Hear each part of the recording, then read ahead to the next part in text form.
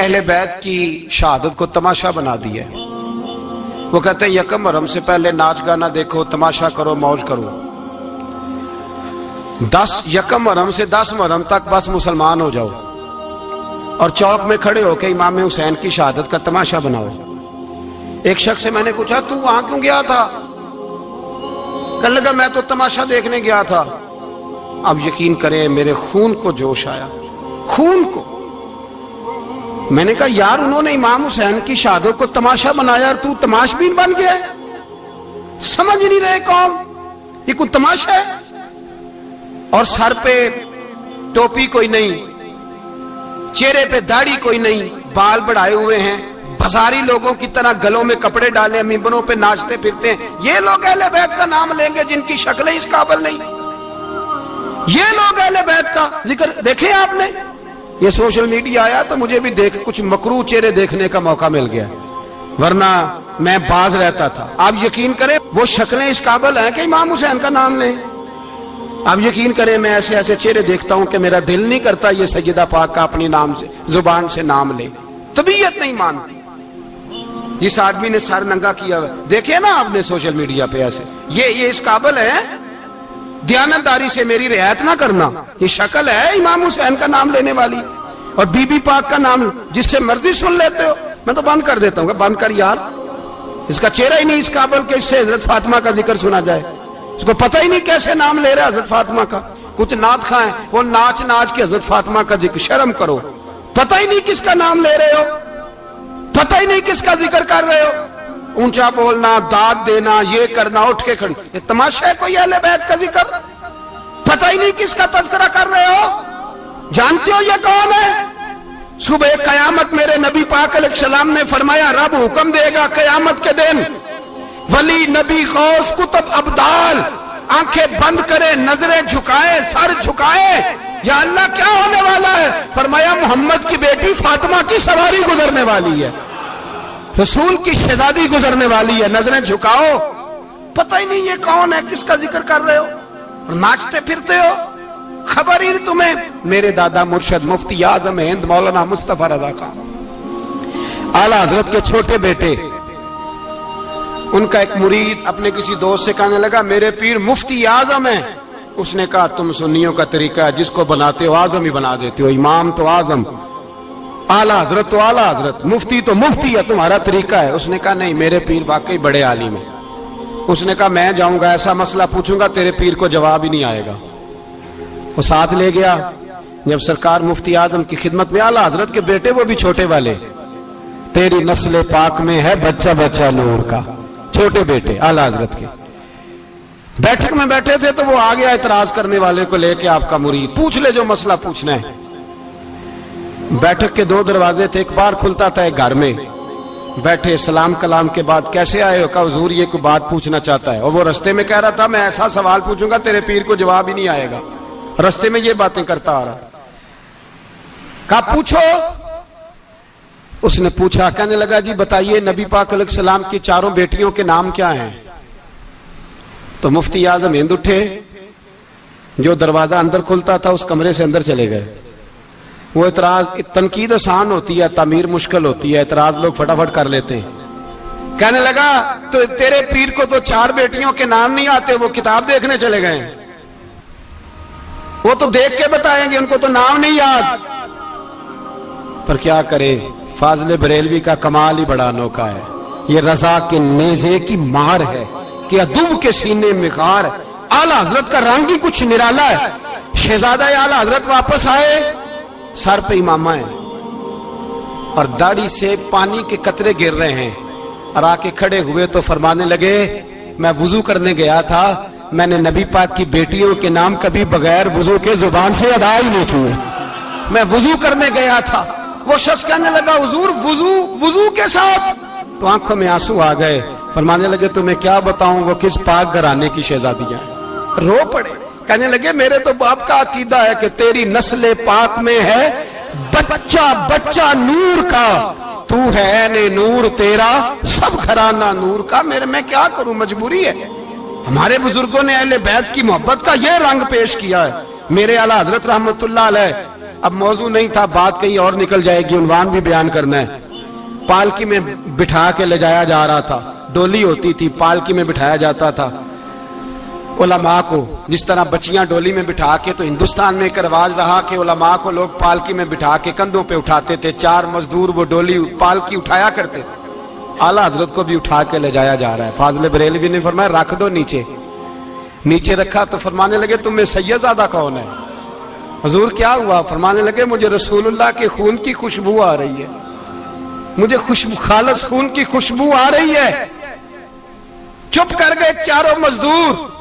آپ نے فرمایا تمہیں قسم ہو رسول پاک کی, بتاؤ تم میں سید زادہ کون ہے؟ تو ایک کمزور شخص اٹھا کہنے لگا حضور مزدور سے مزدوری لینی چاہیے, ذات برادری نہیں پوچھنی چاہیے. اعلیٰ حضرت نے فرمایا شاہ جی یہ آپ نے کیا کیا, مجھے ہی کندھوں پہ اٹھا لیا. لاکھوں لوگوں کا پیر اور ہزاروں مشائخ اور علماء کی آنکھوں کی ٹھنڈک, بریلی کے امام جن کا قلم اٹھے تو وقت کے بڑے بڑے سورما گردنیں جھکا دے. اعلیٰ حضرت رحمت اللہ تعالی علیہ پہلے تو اپنی پگڑی اٹھا کے پیروں میں بچھائی, کہنے لگے تیرے نانے کے نام پہ کھایا ہے, تیرے ہی کندھوں پہ چڑھ گیا ہوں, واسطہ مصطفیٰ کا مجھے معاف کرو. تو شہزادے نے پگڑی اٹھائی, کہا اعلیٰ حضرت ایسے تو نہ کیجیے. فرمایا نہیں ابھی میرا دل راضی نہیں ہوا. پھر اس شہزادے کو اعلیٰ حضرت رحمت اللہ علیہ نے پالکی میں بٹھایا. شہزادہ سید زادہ مزدور ہے, بظاہر پڑھا لکھا نہیں, غریب ہے, ان کو پالکی میں بٹھایا اور فرمایا ایک طرف سے میں اٹھاؤں گا, ایک طرف سے میرا بیٹا حجت الاسلام حامد رضا اٹھائے گا, ایک طرف سے ملک العلماء مولانا ظفر الدین بہاری بخاری کی شرح لکھنے والا اٹھائے گا, ایک طرف سے فقہ حنفی کا انسائیکلوپیڈیا بحر شریعت لکھنے والا مفتی صدر الشریعہ مولانا امجد علی اعظمی اٹھائیں گے. چاروں نے جب اٹھایا وہ جا رہے تھے تو مولانا حسن رضا فاضل بریلوی فرما رہے تھے بے ادب گستاخ فرقوں کو سنا دے اے حسن, بے ادب گستاخ فرقوں کو سنا دے اے حسن. یوں کہا کرتے ہیں سنی داستان اہل بیت, یوں کہا کرتے ہیں سنی داستان. یہ ہمارا طریقہ ہے رسول اللہ سے پیار کرنے کا, یہ ہمارا طریقہ ہے اہل بیت سے. یہ کیا محبت ہوئی؟ یکم محرم سے 10 محرم تک بازاری لوگ کھڑے کر دیے اور کہا اہل بیت کا ذکر کریں گے اور زینب پاک کا نام لیں گے اور سکینہ پاک کی, یہ لوگ پاک کریں گے جن کا لب و لہجہ ہی بازاری ہے, یہ گفتگو کریں گے. اور بہت سارے ہمارے لوگ دیکھنے چلے جاتے ہیں, اور مجھے شکوہ ہے اپنے دوستوں سے بھی, یہ چپ کر کے بیٹھے رہتے ہیں محرم کے دنوں میں. آپ کا کوئی تعلق نہیں امام علی مقام کے ساتھ. کل بھی روزہ رکھیں گے انشاءاللہ, پرسوں بھی روزہ رکھیں گے, اور ہم امام حسین کا دن اس طرح منائیں گے کہ روزانہ قرآن پاک کی تلاوت کریں گے. ہم امام علی مقام کی یاد اس طرح منائیں گے کہ حسین تو نے جس سجدے میں سر کٹایا تھا 9-10 کو زیادہ سجدے کریں گے, اور تو نے جو قرآن پاک نیزے کی نوک پہ بھی جاری رکھا, ہم بھی 9-10 محرم سارا قرآن پڑھ کے گزار دیں گے. اور امام علی مقام کی فکر کو سمجھے, سوچ کو سمجھے. میں مضمون سارا بیان کرنا چاہ رہا تھا پر اب مجھے لوٹنا پڑے گا. اہل بیت کا پیار ایمان کا حصہ ہے, ایمان کا. اگر اہل بیت سے محبت نہ ہوئی, صحابہ کا پیار نہ ہوا تو ایمان قابل قبول نہیں. کچھ لوگ بڑے ہوتے ہیں اس لیے کہ ان کا باپ بڑا ہوتا ہے, بہت بڑے باپ کا بیٹا ہے جی, تو خود کیا ہے جی, یہ امام حسین بہت ہی بڑے باپ کے بیٹے تھے, بہت ہی بڑے باپ کے, بہت ہی بڑے باپ. مولا علی شیر خدا رضی اللہ تعالی, واقعی حضرت علی جیسا شیر کوئی نہیں ہے, ہی کوئی نہیں, آئے گا ہی کوئی نہیں, ہو ہی نہیں سکتا, سوال ہی نہیں پیدا ہوتا. علی بہرحال علی ہے, علی بہرحال کوئی جوڑ نہیں حضرت علی کا, کوئی ساتھ نہیں. میرے رسول پاک نے فرمایا یہاں بھی میرا بھائی ہے وہاں بھی میرا بھائی ہے. حضرت علی کا کوئی مقابلہ کر سکتا؟ اتنے بڑے باپ کا بیٹا. حضرت امام حسین خود بھی بہت ہی بڑے تھے, امام حسین خود بھی اللہ جانتا ہے بہت بڑے تھے. کہتے ہیں گدی پہ بیٹھ گیا اسے کوئی ضرورت نہیں, لیکن امام حسین نے ایسے نہیں کیا. امام زین العابدین فرماتے ہیں میرے ابا جی امام حسین فرض نمازوں کے علاوہ ایک دن میں 100 نفل ادا کیا کرتے تھے, اور ایک روایت میں فرماتے ہیں 1000 نفل پڑھا کرتے تھے. کتنے؟ چلو تسی 50 پڑھ لے, بتاؤ تو صحیح نا کتنے. تو یہ جو امام حسین کا بڑا نام لینے والے ہیں, یہ تو ان سے پوچھو کہ تم تو نمازیں پوری نہیں پڑھتے. اور امام کا تو تعلق ہے نماز کے ساتھ۔ 9-10 محرم کی ساری رات امام حسین کیا کرتے رہے؟ بولے یہاں لوگ دیگیں کھاتے رہتے ہیں 9-10 کی رات، چرگے کھاتے رہتے ہیں، ساری رات گوشت کھا کے گزار دیتے ہیں۔ امام حسین رضی اللہ تعالیٰ عنہ، بھائی اللہ تو مانا ہوا تھا، حسین پہ سب سے زیادہ راضی تھا میرا رب، لیکن امام علی مقام نے 9-10 کی ساری رات کا اللہ مجھ سے راضی ہو جا، اللہ مجھ سے راضی ہو جا، اللہ مجھ پہ رضا نازل کر دے۔ ساری رات کربلا کی ریت پہ آنسو بہا بہا کے ساری رات سجدے میں گزار دی، تو تماشا کر کے سو جاتا ہے اور کہتا ہے میں بڑا حسینی ہوں۔ امام علی مقام بہت بڑے تھے، عبادت گزار تھے، ریاضت بڑی کرتے تھے۔ امام حسین کے گھر کا کعبہ تھا، اپنا تھا، جو شے قریب ہوتی ہے اس کی قدر نہیں ہوتی۔ سعودی عرب میں بہت سارے لوگ ابھی بھی رہتے ہیں جنہوں نے حج نہیں کیا، کہتے ہیں ادھر ہی چلے جائیں گے۔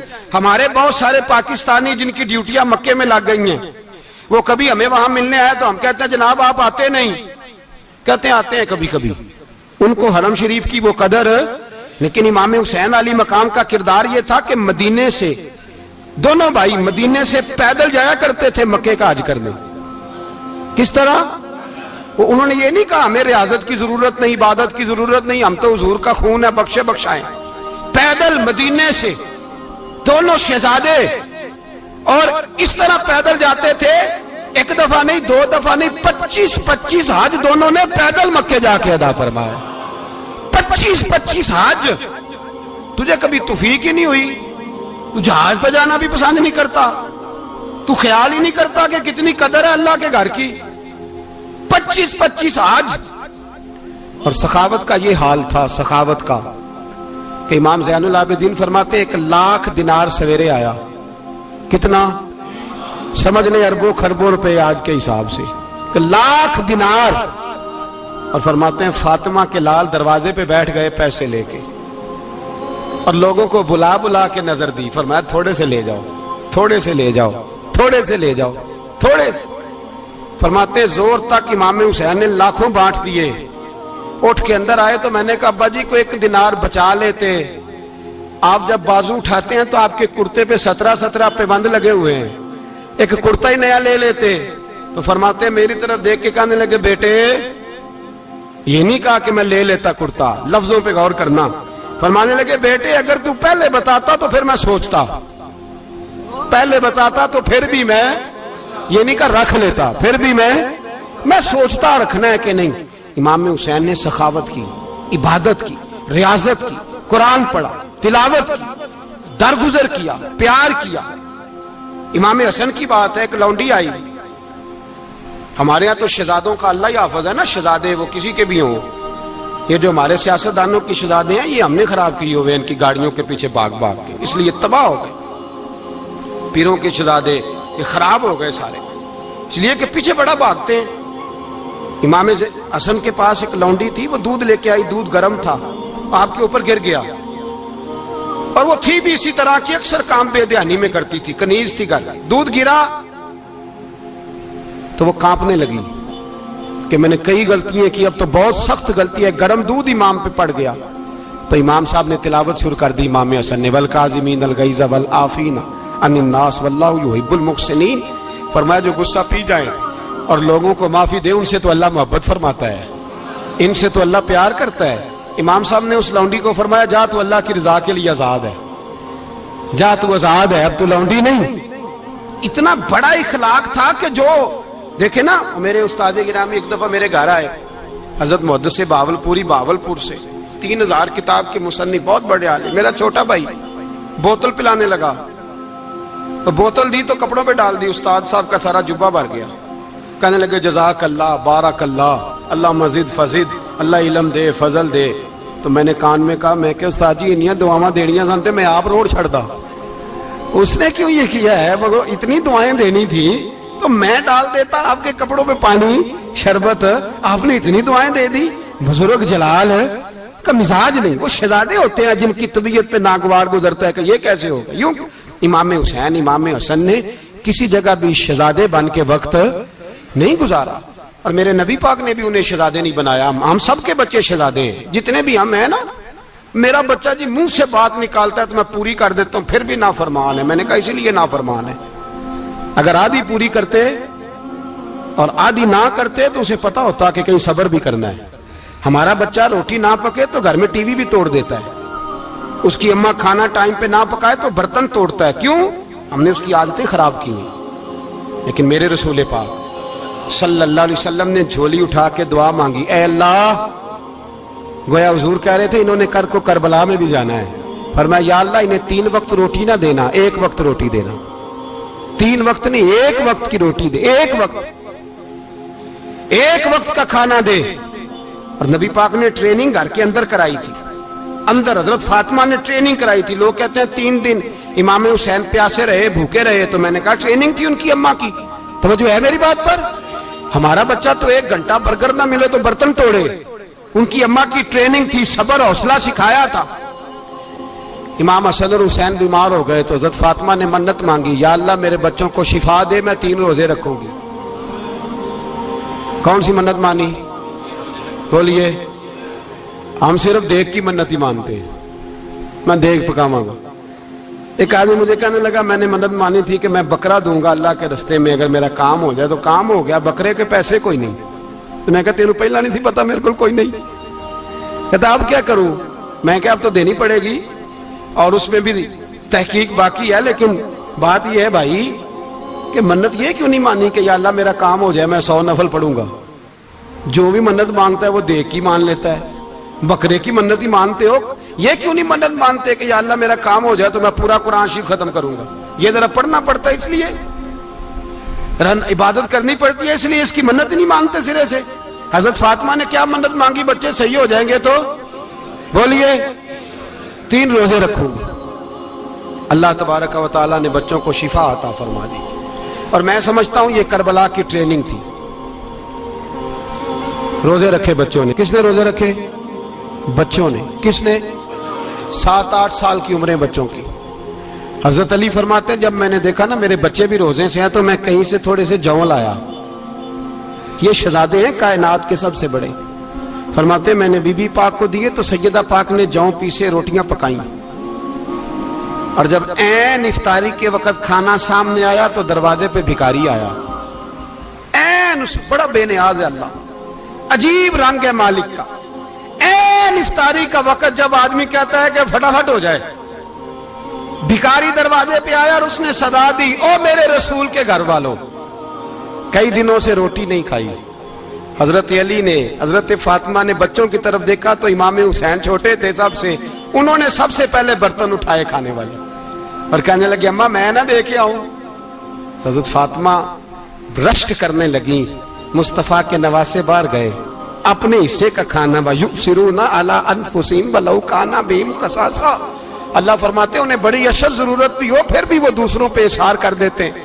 وہ کھانا باہر امام حسین دے آئے، پانی سے روزہ کھولا، کھجورے کھائی، لیٹ گئے، سویرے کھجورے کھائی، روزہ رکھ لیا۔ شام ہوئی تو حضرت علی فرماتے ہیں میں پھر اگلے دن کے روزے کے لیے جوں لایا، فاطمہ نے پیچھے روٹیاں پکائیں، 2 دنوں کی بھوک تھی پر مالک تو بڑا بے نیاز ہے۔ آزمانے پہ آیا تو اس رنگ میں عین افطاری کے وقت دروازے سے آواز نکلی، اور مانگنے والے نے کہا کہ بھوکا بھی ہوں اور یتیم بھی ہوں، یتیم ہوں۔ حضرت فاطمہ کہنے لگی بیٹا دیر نہ کرنا، یتیم کا پیٹ بھرنے میں دیر نہیں ہونی چاہیے۔ کھانا باہر چلا گیا، پانی سے روزہ، کھجورے، شہزادے ہیں شہزادے، یہ 2 جہاں کے شاہ ہیں، پاس کچھ رکھتے نہیں، 2 جہاں کی نعمتیں ہیں ان کے خالی ہاتھ میں۔ کھجور پانی سے افطاری بھی، سحری بھی، سویرے پھر اٹھے، روزہ رکھا، 3را دن ہے، 3را۔ ذرا دل پہ ہاتھ رکھنا، بچہ ایک رات بھوکا ہو تو اماں سوتی نہیں، اور میں کہا کرتا ہوں اماں فالج والی ہو نا، فالج والی ماں، فالج زدہ، تو آدھی رات کو اس کا بیٹا جوان کہے تھوڑی بھوک لگی ہوئی تھی، تو اماں کو رینگنا بھی پڑے تو وہ رینگ کے بھی جاتی ہے، روٹی پکاتی ہے، کہتے ہیں میرا لال بھوکا نہ سو جائے۔ اور مصطفیٰ کی بیٹی سے زیادہ بچوں سے کون پیار کر سکتا ہے؟ اور 3 دن کے بھوکے بچے، 3را دن آیا، بڑے حوصلے سے بی بی کہہ دیتی ہے چھوڑو ان کا تو کام ہے، یہ تو آتے رہتے ہیں، میرے بچے بھوکے تم پہلے روٹی کھاؤ۔ لیکن میرے بھائی کربلا ایسے نہیں سجتی، یہ جو برگر کھا کے ناراض ہونے والے بچے ہوتے ہیں یہ میدانوں میں نہیں نکل پاتے، ان کے لیے مشکل ہوتا ہے۔ حضرت فاطمہ نے، حضرت علی نے ڈیوٹی کی، ڈیوٹی اپنے بچوں کو تیار کیا کربلا کے لیے۔ تیسرے دن جب رکھا صاحب نے کھانا تو باہر سے بولنے والا بولا کہا میں مسکین ہوں، لاچار ہوں، گھر بھی کوئی نہیں، کھانا بھی کوئی نہیں۔ امام حسین پھر اٹھے، تیسرے دن کا بھی کھانا دے دیا۔ حضرت علی فرماتے میں بچے پکڑ کے مسجد لے کے گیا، کہیں بھوک سے میرے لال گر نہ جائیں۔ کہتے ہیں ہامتے کامتے تینوں شہزادے مسجد میں داخل جو ہوئے تو بس ہماری قیمت پڑ گئی، مول پڑ گیا ہمارا۔ کہتے ہیں مسجد میں قدم رکھا تو ایسے لگا جیسے نبی پاک ہمارا انتظار کر رہے ہیں۔ فرماتے ہیں تیسرے دن کی مغرب پڑھنے گئے تو حضور نے تینوں باپ بیٹوں کو چہرے دیکھے، فرمایا علی یہ جبریل کھڑے ہیں اور فرما رہے ہیں تیرے 3 دن کا عمل خدا کو بھی بڑا پسند آیا ہے، محمد مصطفیٰ کو بھی بڑا پسند آیا ہے، بڑا پسند آیا ہے 3 دن کا عمل۔ میرے بھائی ٹریننگ کرائی، ٹریننگ۔ ہمارے ہاں تو حال بڑا سخت ہے، اور دین کا معاملہ چوری آتے ہیں بچے گھروں سے چوری نمازیں پڑھنے، داڑھی رکھ لے تو سب سے پہلے مسئلہ اماں کو بنتا ہے، سب سے پہلا۔ انہوں نے ٹریننگ کی، دین کے لیے تیار کیا، ہمتیں بدھائیں، اور رسول پاک علیہ السلام نے خود اپنی بیٹی کی تربیت فرمائی، شہزادی کی۔ کس کی؟ دنیا میں سب سے بڑی شہزادی کون ہے؟ آپ نام لیں گے تو دل ٹھنڈا ہوگا انشاءاللہ۔ میرا عقیدہ ہے حضرت فاطمہ کا نام لے تو اللہ دل کو سکون دیتا ہے۔ سب سے بڑی شہزادی سیدہ، بولیے سیدہ فاطمہ الزہرا رضی اللہ تعالی عنہ۔ حضرت علی فرماتے ہیں حضور بڑا پیار کرتے تھے حضرت فاطمہ سے، جب سفر پہ جاتے تو سب سے آخر میں حضرت فاطمہ سے ملتے، واپس آتے تو سب سے پہلے حضرت فاطمہ سے ملتے۔ فرماتے ایک جہاد کے لیے حضور چلے گئے اور مجھے نائب بنا کے چھوڑ گئے، میرے پاس مال غنیمت کے تھوڑے سے پیسے تھے، تھوڑی سی رقم تھی، تو میں نے سوچا کہ میں نے فاطمہ کو کبھی تحفہ نہیں دیا تو ایک زنجیر نہ سونے کی خرید کے دوں۔ کہتے ایک چین سونے کی زنجیر خرید کے میں نے حضرت فاطمہ کو تحفہ دی تو سیدہ نے پہن لی۔ کچھ دنوں کے بعد خبر آئی کہ حضور کل پہنچ رہے ہیں واپس۔ کہتے میں نے فاطمہ کو بتایا تو مجھے پتا تھا فاطمہ کیا کرے گی۔ سیدہ نے سارا گھر صاف کیا، ساری تیاریاں کی، کھانے چنے، جو اس وقت ماحول تھا ہر لحاظ سے حضور کی آمد کا انتظار کیا، اور سویرے سے ہی حضرت فاطمہ بیٹھ گئی۔ سویرے سے حضور کئی دنوں کے بعد آ رہے ہیں، کمال ہو گئی۔ فرماتے ہیں جب محبوب تشریف لائے نا، پہلا قدم نبی پاک نے حضرت فاطمہ کے گھر کے اندر رکھا، السلام علیکم کہا، اور شیر خدا فرماتے جناب فاطمہ کو دیکھا اور نبی پاک واپس پلٹ گئے۔ کہتے میں نہیں تھا گھر میں واپس آیا، بی بی صاحبہ نے بتایا اور میں نے دیکھا کہ فاطمہ اس طرح روتی ہے کہ میں نے ایسا روتے کبھی دیکھا ہی نہیں۔ فاطمہ ہوا کیا کا پتہ کرو۔ حضور چلے گئے پر بغیر ملے ہی چلے گئے۔ کہتی ہے میں مسجد گیا، میں نے کہا ایسا کیا ہو گیا کہ اتنا محبوب بغیر ملے رخصت ہو گئے؟ میں مسجد گیا اور جا کر کے میں نے دیکھا تو نبی پاک کی مسجد کے کونے میں بیٹھے، میں قریب بیٹھا، میں نے کہا یا رسول اللہ فاطمہ بڑا رو رہی ہے، کیا ہوا؟ کہتے نبی پاک کی آنکھوں میں بھی آنسو آ گئے، حضور بھی روئے۔ پتہ ہے نبی پاک نے کیا فرمایا؟ یہ تربیت ہے، اس طرح کربلا سجتی ہے۔ رسول پاک علیہ الصلوۃ والسلام نے فرمایا وہ میری بیٹی ہو کے سونا پہنتی ہے، ہر عورت کے لیے جائز ہے، کئی کلو بھی پہن لے تو شریعت منع نہیں کرتی۔ حضور نے فرمایا میری بیٹی ہو کے سونا پہنتی ہے، اگر فاطمہ بھی سونا پہنے گی تو امت کی غریب بیٹیاں کس کے طریقے پہ چلیں گی؟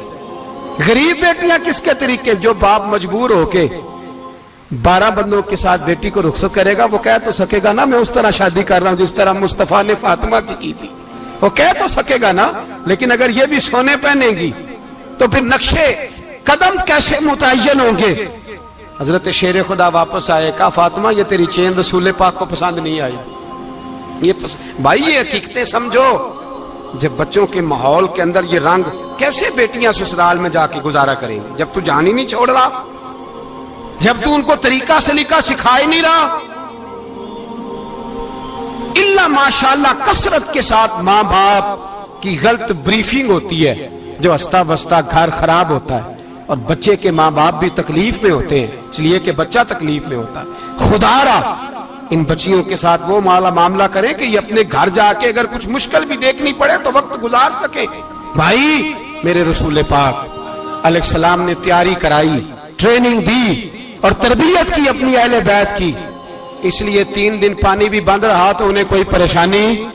یزید نے کہا سونا لے لو، ہیرے لے لو، جواہرات لے لو، لیکن ان کی دلچسپی نہیں تھی تو ان کے قریب کوئی شے آ سکی. یہاں لوگ بکتے اس لیے ہیں کہ موج کرنے کا بڑا شوق ہے، مکان بنگلہ کاریں پجارو یہ چیزیں پریشان کرتی ہیں تو لوگ بکتے ہیں. مضمون کو سمیٹنا ہے. میں 3-4 موضوع آج بیان کرنا چاہتا تھا لیکن باتیں بس پھسل کے دائیں بائیں نکل جاتی ہیں. جو بدر کی جنگ تھی نا وہ کفر اسلام کی جنگ تھی.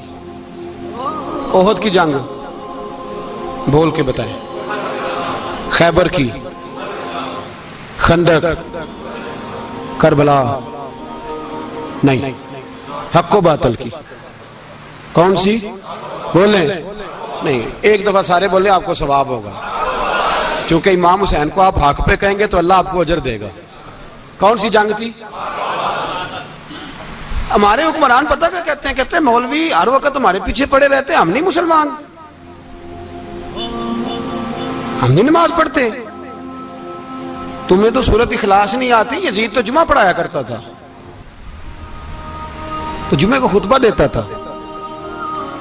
اور عجیب لفظ لکھے ہیں بعض تاریخ لکھنے والوں نے کہ جمعے کا دن تھا تو امام حسین 10 محرم نا جمعے والے دن تھی، تو امام حسین کربلا میں باہر نکلے تو آپ نے فرمایا اتمام حجت کر دوں، کوئی یہ نہ سمجھے کہ مجھے تو پتہ ہی نہیں چلا غلطی سے تیر لگ گیا امام حسین کو. آپ نے فرمایا مجھے بتاؤ تو صحیح مجھے کیوں شہید کر رہے ہو؟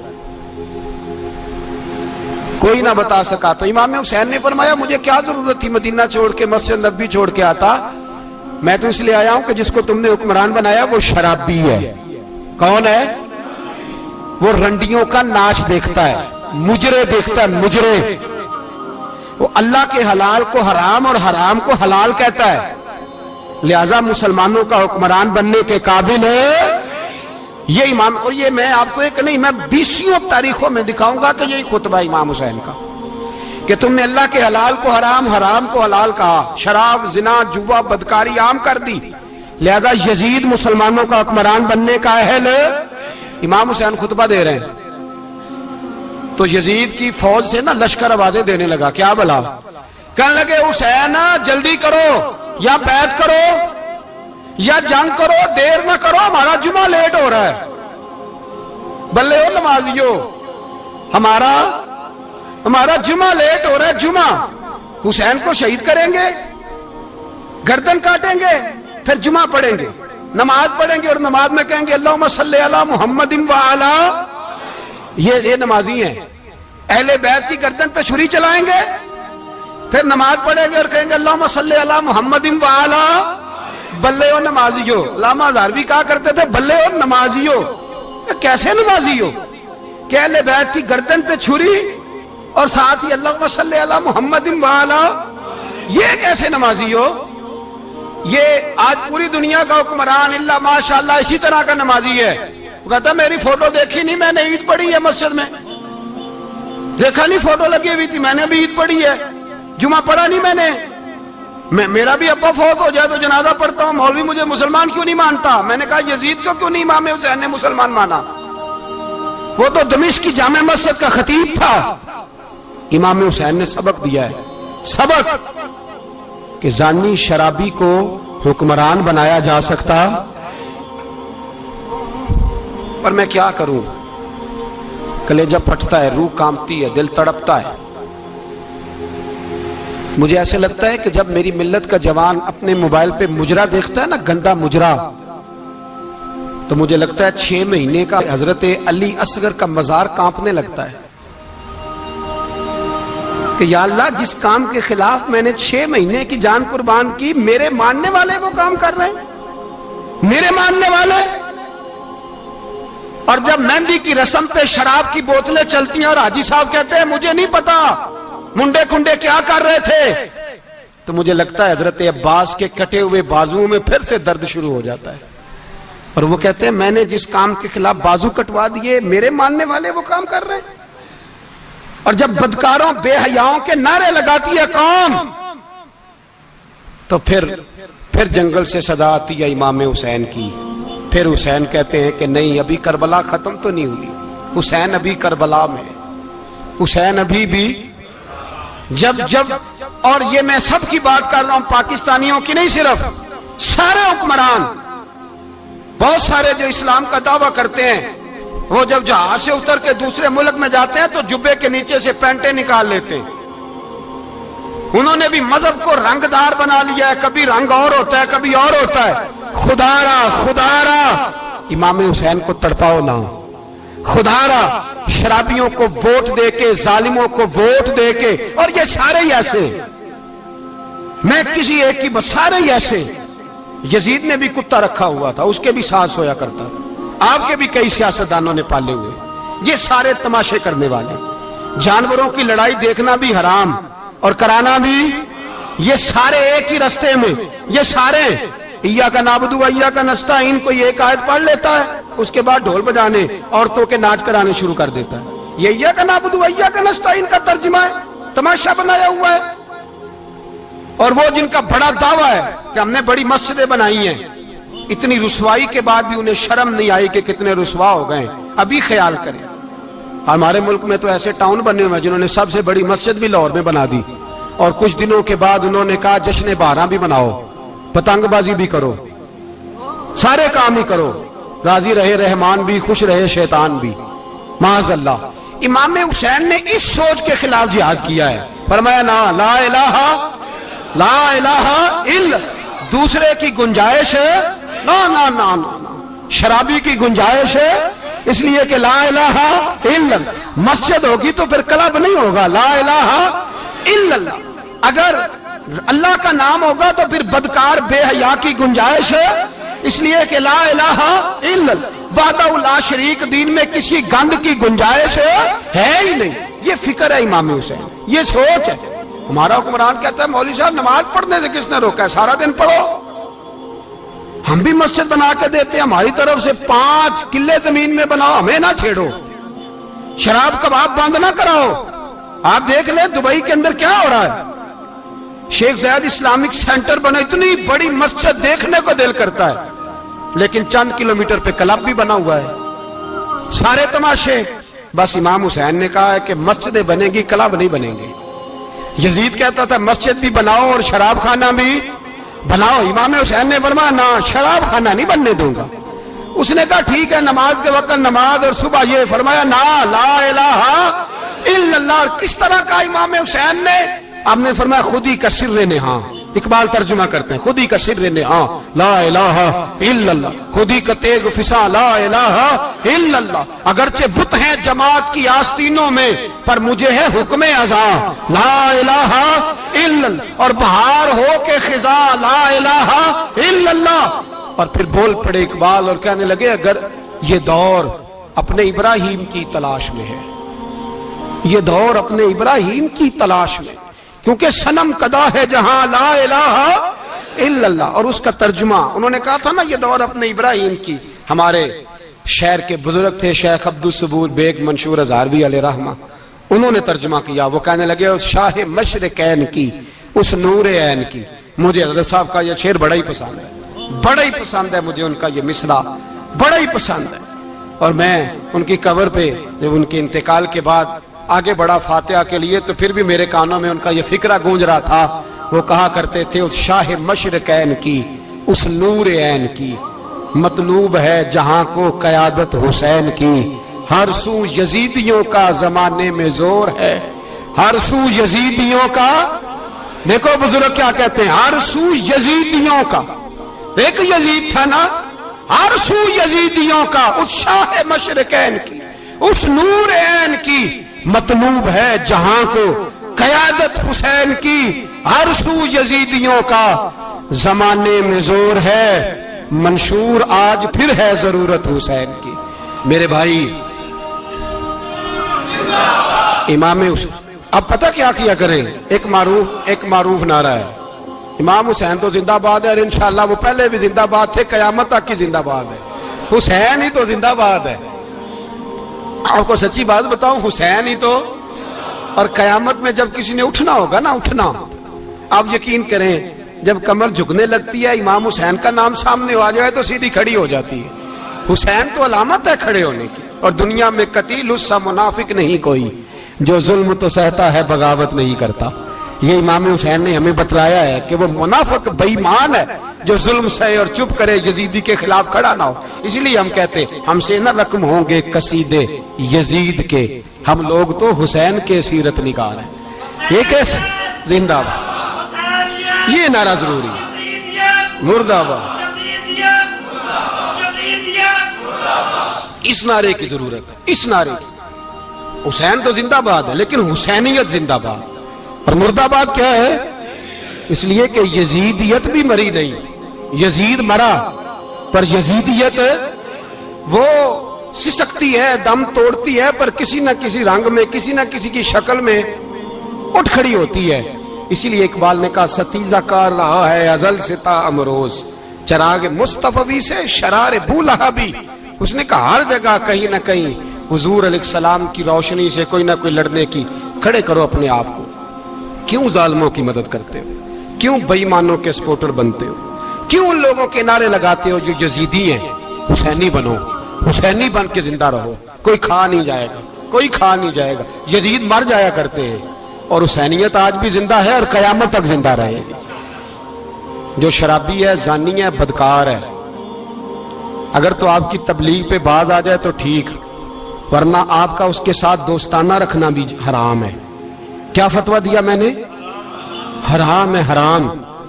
اگر آپ کا دوستانہ ہے تو پھر 9-10 محرم کو دیگ نہ پکانا چاول کی، اس لیے کہ امام حسین کو تیری بریانی کی کوئی ضرورت نہیں.